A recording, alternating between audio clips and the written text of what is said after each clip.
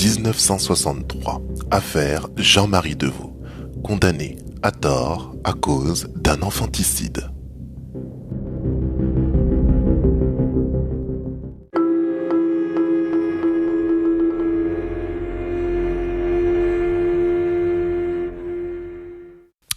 Qui n'a pas, étant enfant, un peu enjolivé la vérité pour briller aux yeux de son entourage? Je le reconnais, ça m'est arrivé, ça vous est peut-être arrivé, et c'est arrivé à Jean-Marie Deveau. Seulement lui avait la réputation d'être un mythomane. Jean-Marie Deveau était apprenti dans une boucherie, et ça n'est vraiment pas de chance pour lui. Dame Justice va s'appuyer sur le métier et la mythomanie de Jean-Marie Deveau, qui est notre innocent du moment, pour le condamner au sujet d'un infanticide qu'il n'a pas commis.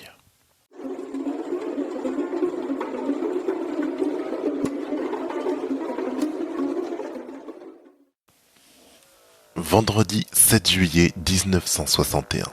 À 16 heures, le corps d'une petite fille de 7 ans a été retrouvé poignardé à plusieurs reprises et égorgé dans la cave d'un bâtiment. Cette petite fille qui est décédée était la fille du boucher qui emploie Jean-Marie Deveau. En 1961, Jean-Marie Deveau n'a que 19 ans. C'est un gars qui a la réputation de raconter des histoires, mais tout le monde dit qu'il n'est pas méchant. La police fait les comptes. Parmi les suspects, il y a un jeune mytho apprenti boucher qui s'exerce au maniement des couteaux. Je ne sais pas si vous arrivez à sentir, mais ça sent d'emblée très mauvais pour Jean-Marie Deveau.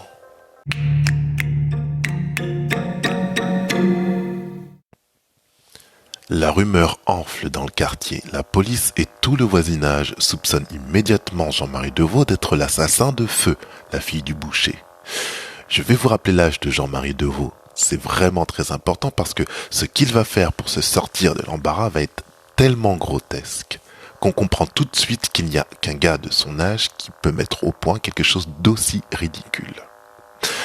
Jean-Marie Deveau a 19 ans. Je le répète, en 1961, Jean-Marie Deveau a 19 ans. Et du haut de ses 19 ans, il se dit qu'il faut absolument trouver un truc pour éviter que les gens pensent qu'il est l'assassin de la fille de son employeur. Bingo! Notre petit génie de Jean-Marie Deveau a trouvé une solution.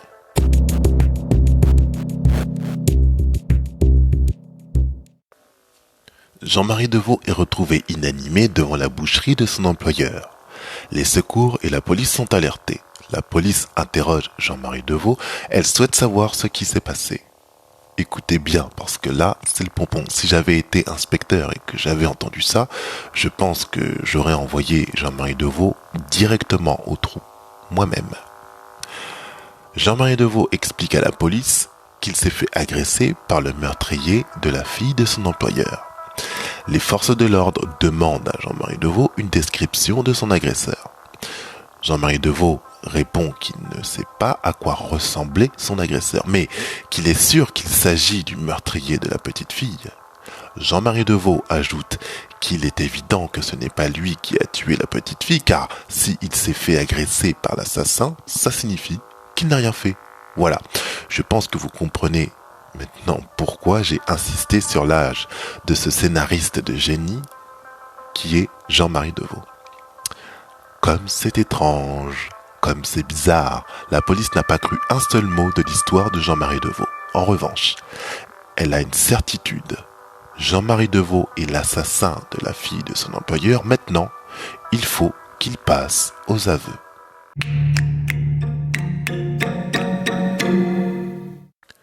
Jean-Marie Deveau est cuisiné par des inspecteurs qui vont vite s'apercevoir qu'il est très crédule.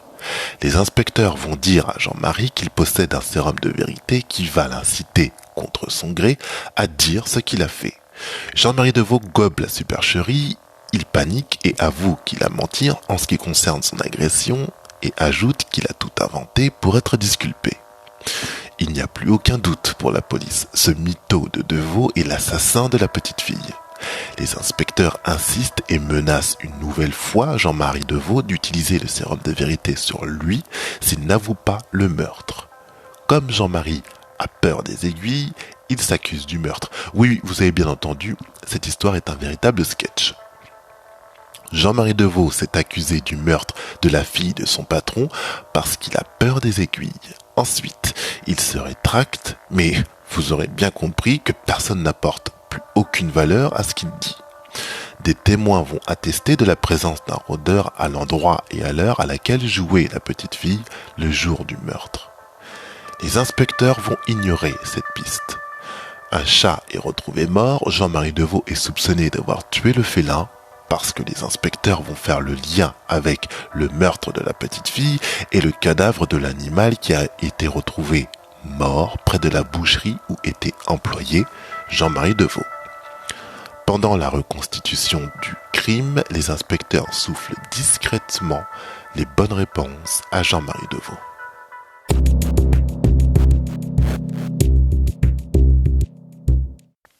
Pendant le procès, le président de la cour lance « Deveau, on commence par tuer un chat et après on tue une petite fille ».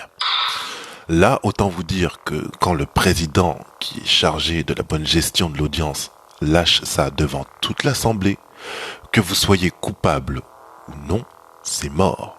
Ce que vient de dire le président de la cour aura forcément un impact sur les jurés. Ceux qui siègent au procès de Jean-Marie Deveau le déclarent coupable. Le juge le condamne à 20 ans de prison.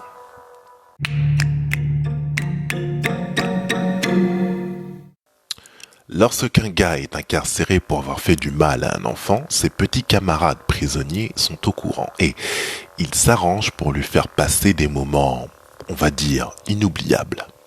Jean-Marie Deveau n'a pas échappé à la règle, il a été malmené, le traitement que Jean-Marie Deveau subissait était tellement insupportable qu'il a tenté de se suicider. Pendant qu'il était en prison, le meurtre d'une autre petite fille a été commis avec le même modus operandi, mode opératoire si vous préférez. La petite fille a été assassinée à coups de couteau. Les inspecteurs chargés de l'affaire de Jean-Marie Deveau n'ont pas voulu faire le lien avec le meurtre de la petite fille du boucher. Ils ont préféré fermer les yeux. Ces professionnels de l'autorité publique n'ont pas voulu faire le rapprochement de ce nouveau meurtre avec celui de la fille du boucher, mais ils sont parvenus à faire le lien avec l'assassinat d'un chat. Le discernement de Dame Justice est mirifique. Bref, Dame Justice voulait que Jean-Marie Deveau soit coupable et personne d'autre.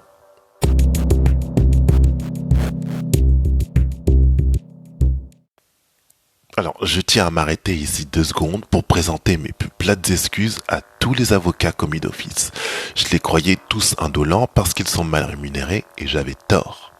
L'avocat commis d'office de Jean-Marie Deveau a harcelé le parquet pour obtenir la révision de la condamnation. En 1969, c'est accordé. La justice ouvre un nouveau procès à Dijon et le 27 septembre, Jean-Marie Deveau est acquitté.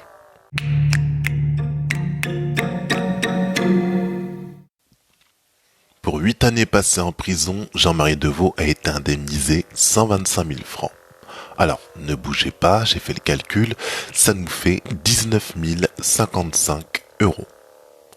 Pour chaque année passée en prison, Dame Justice lui a versé 2 383 euros. Jean-Marie Deveau s'est fait tabasser par ses co-détenus, il s'est peut-être fait éclater l'oignon, enfin j'en sais rien, j'y étais pas. Les instances judiciaires lui ont filé 200 euros par mois pendant 8 ans. No comment.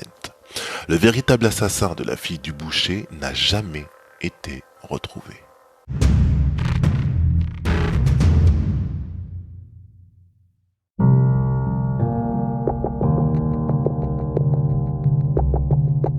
Revenons sur les points clés de l'affaire Jean-Marie Deveau. Jean-Marie Deveau a été accusé d'un meurtre parce qu'il avait tendance à trop souvent enjoliver la vérité. En échafaudant un scénario pour se sortir de l'embarras, il a aggravé son cas. Si Jean-Marie Deveau n'avait pas été renommé pour sa réputation d'affabulateur, il ne serait peut-être pas resté dans le collimateur des inspecteurs. Jean-Marie Deveau doit sa libération à un avocat commis d'office qui s'est acharné pour pouvoir lui obtenir un nouveau procès.